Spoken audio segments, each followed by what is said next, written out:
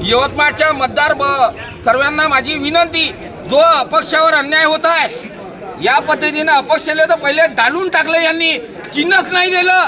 त्यानंतर आम्ही त्यांना गांडर दाखवलं तेव्हा चिन्ह दिलं. परंतु यांची हुकुमशाही चालू आहे.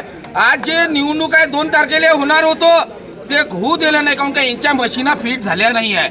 काऊन का याच्या मशीनामध्ये जिथं जिथं एकच चिन्ह निघाला पाहिजे, मी त्या चिन्हाचं नाव घेत नाही, हे सर्व जगजाहीर आहे, तेच चिन्ह निघणार आहे. यासाठी यांनी निवडणूक वाढवली आहे आणि सर्व काही ओपन करत नाही आहे. यामुळे सर्व अपक्षाले दाबण्याचा प्रयत्न करत आहे. जेवढे माझ्या अपक्ष उमेदवार आहे सर्वांचं कोणी काय कुठे ठेवलं काय ठेवलं आणि प्रचार करताय, पॅम्पलेट काढले.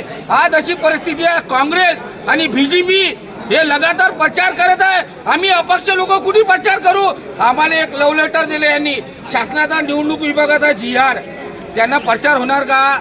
त्यांचे प्रचार चालू आहे, त्यांचे पॅम्पलेट वाटणं चालू आहे. का आम्ही अपक्षांनी का गांडर घेताव का गांधराची फसल लावाव का? हे आमचा मोठा प्रश्न आहे. आणि आता या कलेक्टर जिल्हा अधिकारी कार्यालयामध्ये मंत्री लोक येऊन गेले कॅबिनमध्ये. हे कोणती लोकशाही होय? लोकशाही म्हणजे जिल्हा अधिकाऱ्याला पुरे अधिकार दिले आहेत. त्या GR मध्ये जिल्हा अधिकाऱ्यांनी सर्वांची बाजू मांडणं. जिल्हा अधिकारी म्हणजे जिल्ह्याचा मायबाप आहे. हे सर्व निर्णय घेणारे जिल्हा अधिकाऱ्याला अधिकार आहे.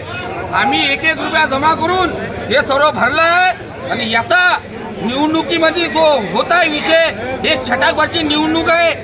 मी आमदार खासदार लढलो आहे, पण नगर परिषद सारखा गोंधळ कुठेच होत नाही आहे. एकाही अपक्षाले त्याला निवडून आणणं नाही आहे. फक्त त्यांचं एकच चाललं पाहिजे, कमळाचं फूल, कमळाचं फूल, कमळाचं फूल.